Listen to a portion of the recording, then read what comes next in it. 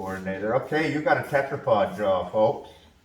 So, I mean, in case you were wondering if this is the money shot or the money moment, it is. Is the money moment? We have a tetrapod jaw, you're saying? Yeah, this is an extremely rare edition.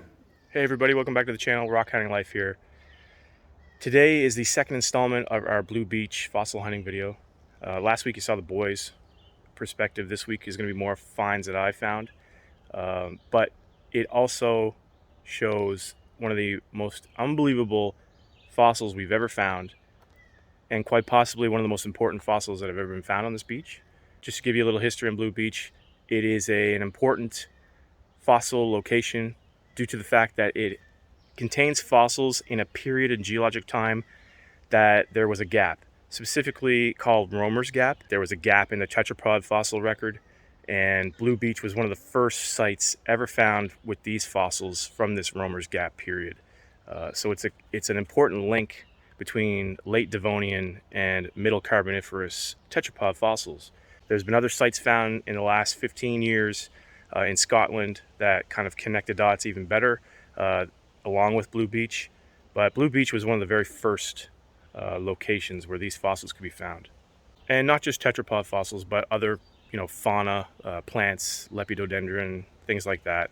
You can find all that stuff here at this beach. Typical Carboniferous period fossils. But specifically the tetrapods are of interest. The funny thing about today was I didn't even want to go fossil hunting today. I didn't want to go to Blue Beach, but it was Nolan's pick. And Nolan, being the budding paleontologist that he is, wanted to go fossil hunting. So that's what we did today, and boy, am I sure glad we did. Without further ado, here's the video. Hope you guys enjoy it. Come along with us on this epic adventure of discovery.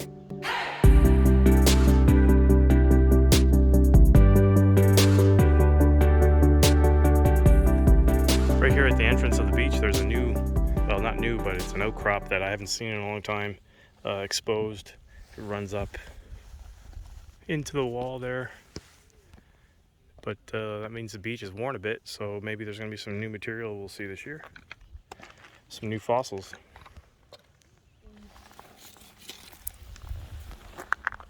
Like I suck at filming. Looks like this is some sort of tree bark. Maybe Sigillaria. It's got the straight line pattern there.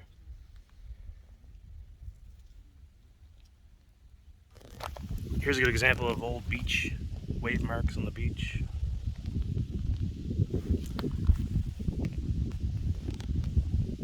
This type of fossil, this trace fossil here, you can find a ton of here. These are old worm burrows. Shown this on the channel before. That's a big piece there. So there's a layer of this stuff where there must have been just billions of worms on the beach at one point, way back in the early Carboniferous. Would have been a pretty creepy time, I guess. You see these little fossil fragments here. These could be pieces of bone. The thing with Blue Beach is that it's such a violent area. The tide comes in, and for thousands and hundreds of thousands of years, really, the tide has come in and just beat these cliffs to pieces and just tear the rocks up and down the beach and just destroy the fossils, which is one of the downsides of this location. It's an important location for the age of the fossils, but at the same time it's very hard to get intact fossils here because they just get torn apart by the tides.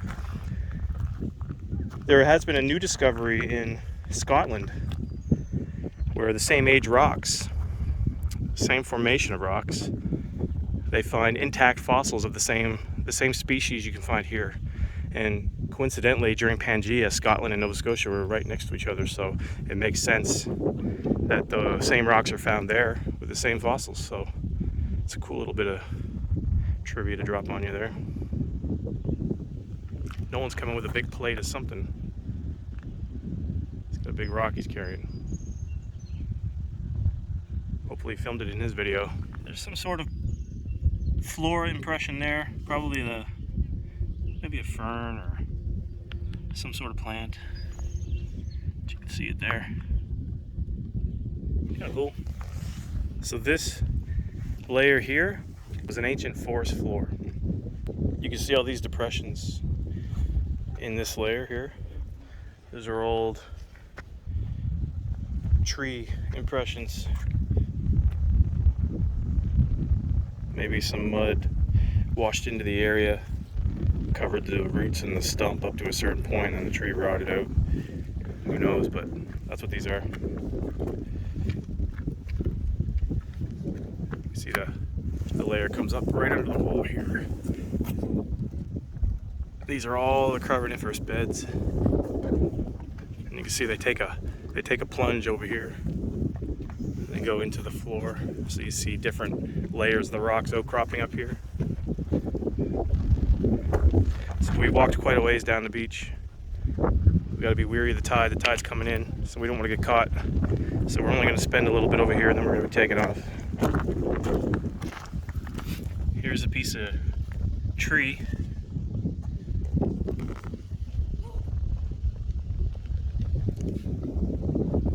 Sometimes you can find the odd volcanic related silica here. This is I guess what you would call a plume seam. You can see the yellow jasper in there, some red, but it's pretty heavy, so it's a good chunk of silica there. Piece with some plant material, just a trace fossil.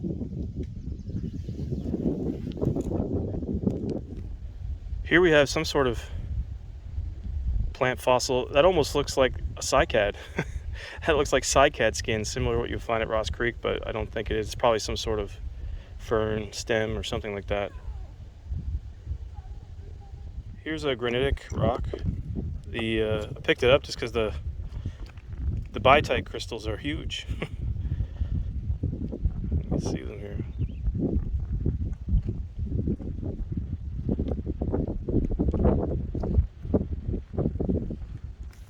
Anyway, pretty neat. This looks like it might be the impression of something bigger, and you can see some of the fossil left over, the actual fossil material.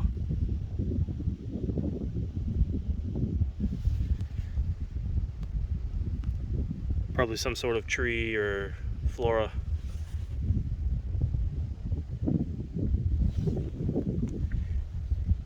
This looks like Sigillaria imprint here. Tree. You can tell by the long striations. That's what the bark looks like. Here's another bark imprint. I think this is Sigillaria as well. A little harder to see that one, but it's definitely there. There's a big piece of flora fossil in this rock here. Just an imprint, but pretty big. Okay, everyone, I think I have something significant here. We were just walking up the beach, the boys are down there, and I stumbled upon this.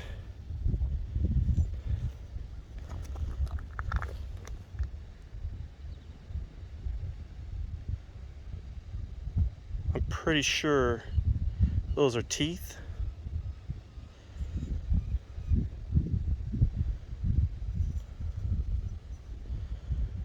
You can see there's a whole row of them. So I'm thinking that might be a jawline. There's a big bone structure here at the end. You flip it over and you can see the bone coming through there. I think this is a significant enough find where it should probably go up to the museum. I noticed on our way in the museum is open today, so I think we're going to go up there and take a little visit, and I'll drop this off to them. See what they think this could be, but to me, in my amateur experience, it's not my field of expertise, but these look like teeth to me.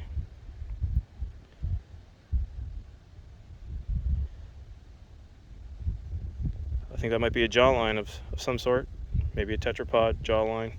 Anyway, let's take it up to the museum. Also, since I'm removing this piece, just to document where I am,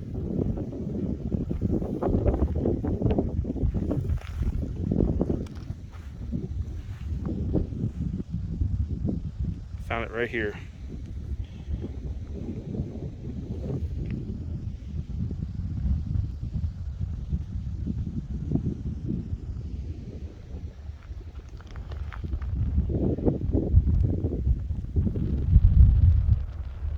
And there's the entrance to the beach there. And one of the reasons why I'm removing this piece is the tide's on its way in. The tide will be in probably in another 2 hours. Wouldn't be able to get up, get somebody, come down. This thing might be lost. It was just laying loosely on the beach. It's probably already been beaten around a bit. So I'm just going to remove it, document where I am, and bring it up to the museum. I think that is the proper course of action in this case.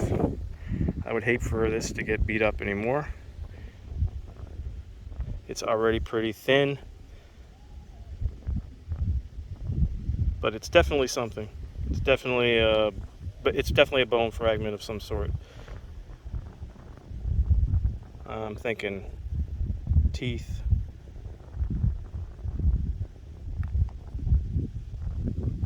Anyway, let's see what the guys up at the museum say.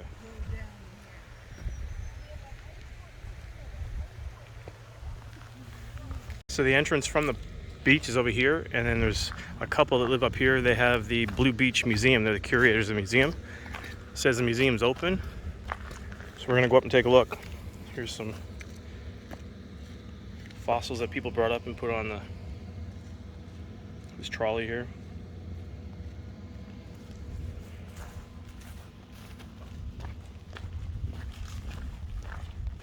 Main research coordinator. Okay, you got a tetrapod jaw, folks.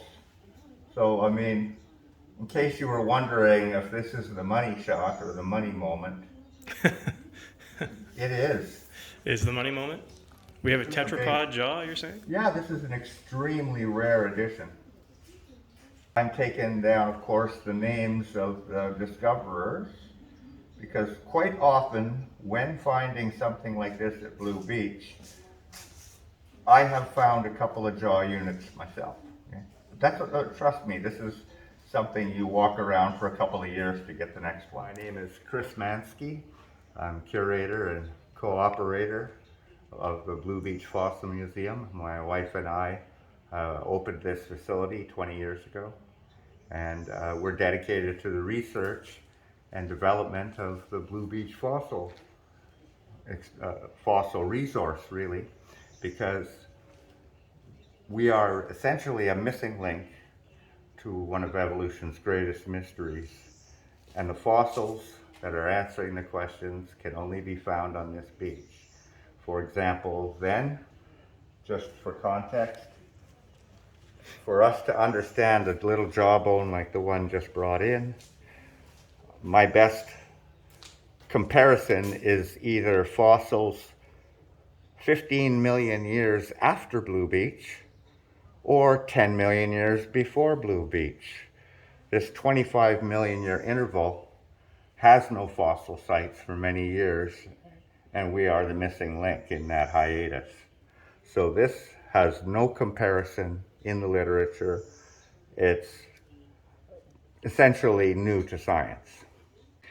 And as an important donation to the collection, we are going to record your basic name and hometown of the finder, and that'll be noted in all our catalog. And, well, if a new species is named, if this could be linked to a new species one day, or a species that we are going to name, if you're the first finder of a significant part, maybe we go name it after you.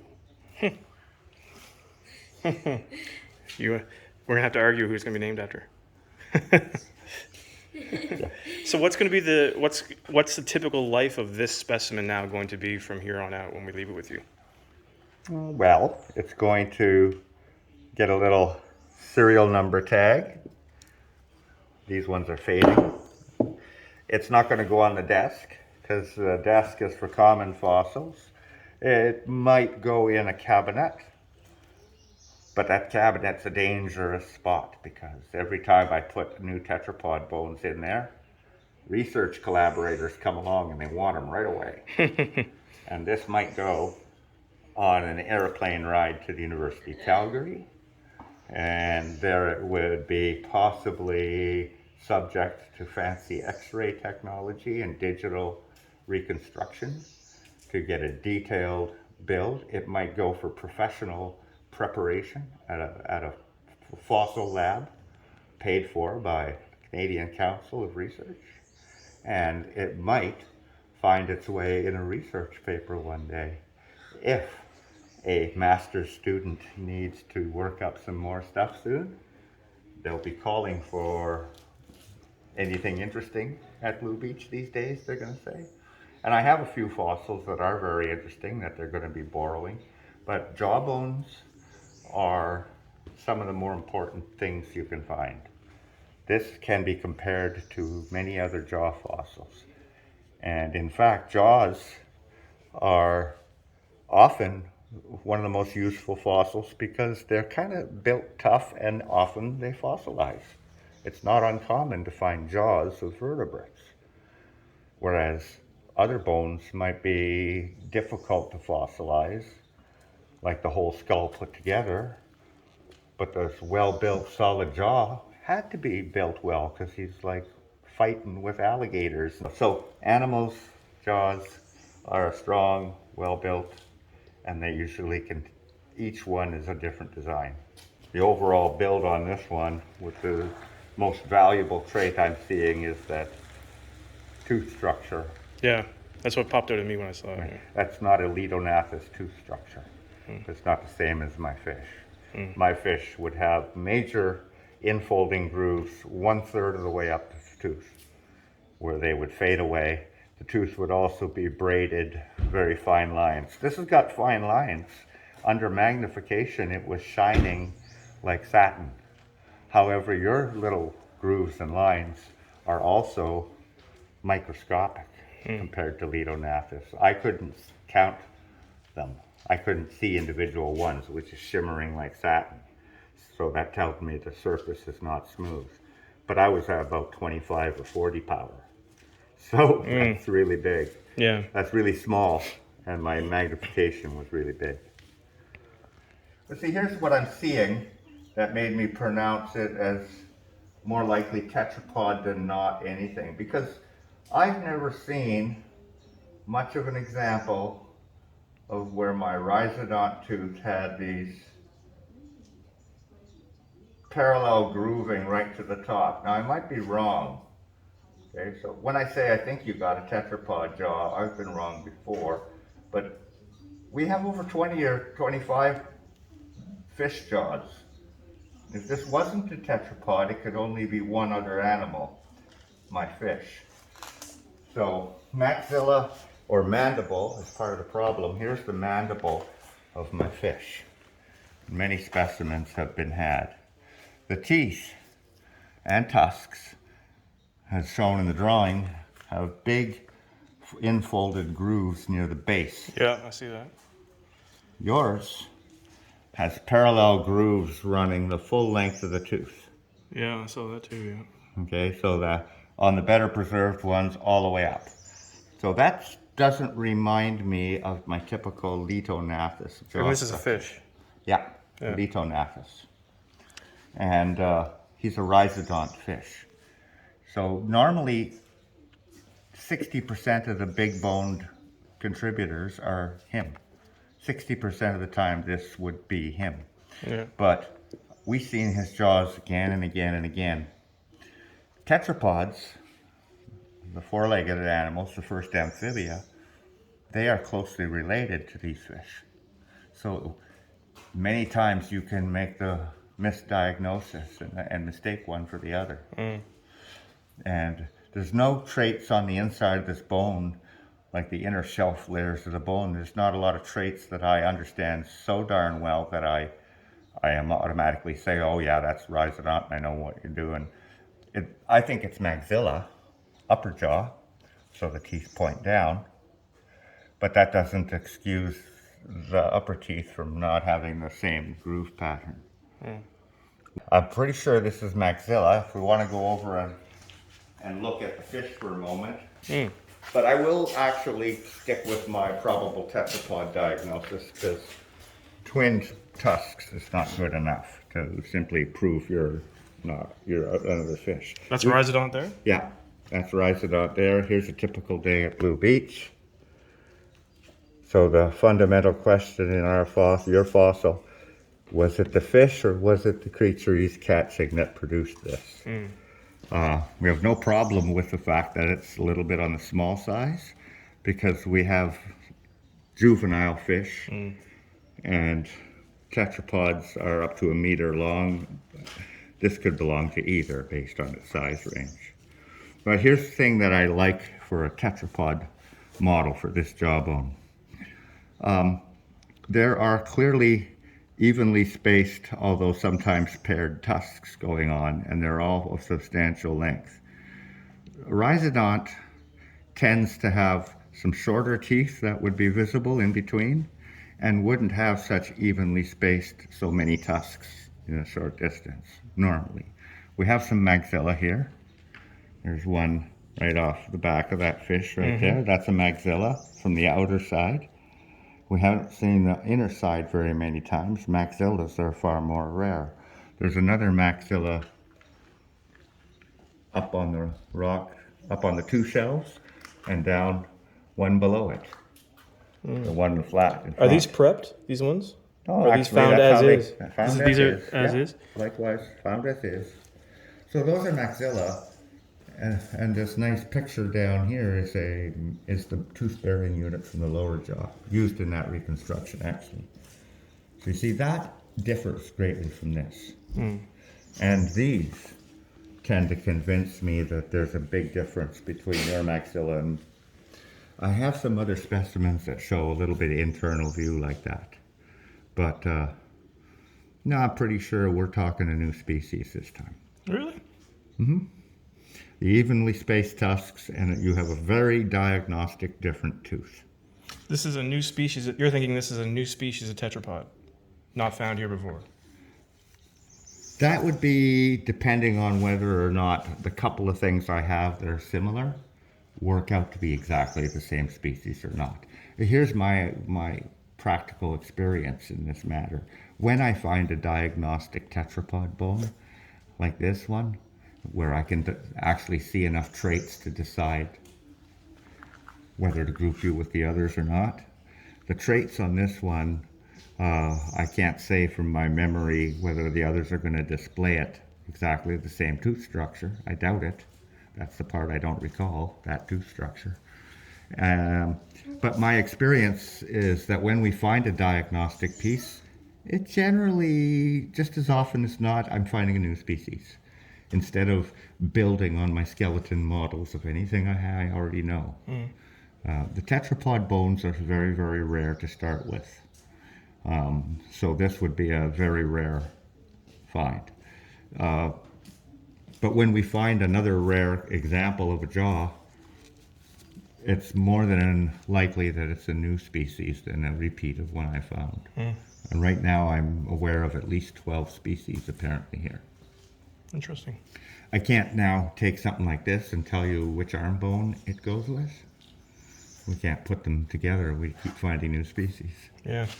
We have to find them together. Yeah, and that's If that's which is, imagine how. I imagine it's hard to find something intact down there. The tide beats everything to pieces. And well, the ancient environment was a rough and tumble surf. Yeah. Environment. Right? So these skeletons down here of the skin and the backbone, those are very 1 in a million as well. Yeah. And mostly it's one bone at a time at Blue Beach. Cool. So, you guys good. Did you hear that, guys? We found like a super rare tetrapod jaw. Chris was saying Ken Adams dropped off this piece to him. It's footprints, tetrapod. It's tetrapod footprints, eh? Yeah. Tetrapod footprints here. You can see the claw marks. And 2 years later, he found the adjacent piece. 2 years later. That's unbelievable for that to happen. That's like 1 in a million. Yeah. To actually find a puzzle piece. That's unbelievable. Look at that. Yeah, there's only 100 million rocks on Blue Beach. Yeah. So you could get lost and not find it very easy. That's crazy. Wow. So where can people find you guys? Oh, wow, we got our website, it's www.bluebeachfossilmuseum, all one word, .com. And they'll find all kinds of information on there about Blue Beach, history, specimens you can find. There's a bit of that, of everything on there. You'll see pictures of specimens. You'll get a little tale of this evolutionary significance and role of Blue Beach in current cutting-edge research. And perhaps some of the historical background of Blue Beach. And Blue Beach is the birthplace of vertebrate paleontology in Canada, having been the first vertebrate fossil site ever discovered, 1841, for footprints. Like this.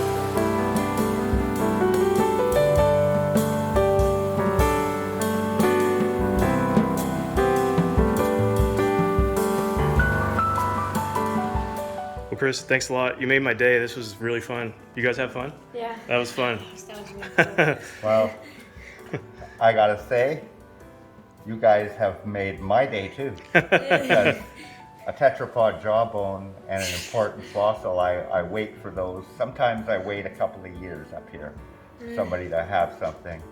And overall, extremely well done, guys. You guys knew you had a significant find. It wasn't even an accident. You did this by dint of hard work and perseverance and a good dose of luck, which is something we all need. That's right, yeah. Well, great. That's awesome. And thanks a lot for showing us around and showing us all these awesome fossils. Is this really cool? My pleasure. Come back again. As you already know, it pays off. It does, That's definitely. what you have to do. You have to keep on honing that. Well, everybody, thanks for coming along on our fossil hunting adventure. Finds like that come along maybe once in a lifetime, if at all. I'm glad the boys got to experience that. Special thanks to Chris Mansky, curator of the Blue Beach Fossil Museum, for giving us all that cool information on Blue Beach and Romer's Gap and everything. All the specimens that he showed us, really awesome. If you want more information on this location, Blue Beach, tetrapod fossils here, and the story, the whole Blue Beach story, you can Google Blue Beach Fossil Museum. You'll get all the information there. As always, have a great week, and we'll catch you on the next one.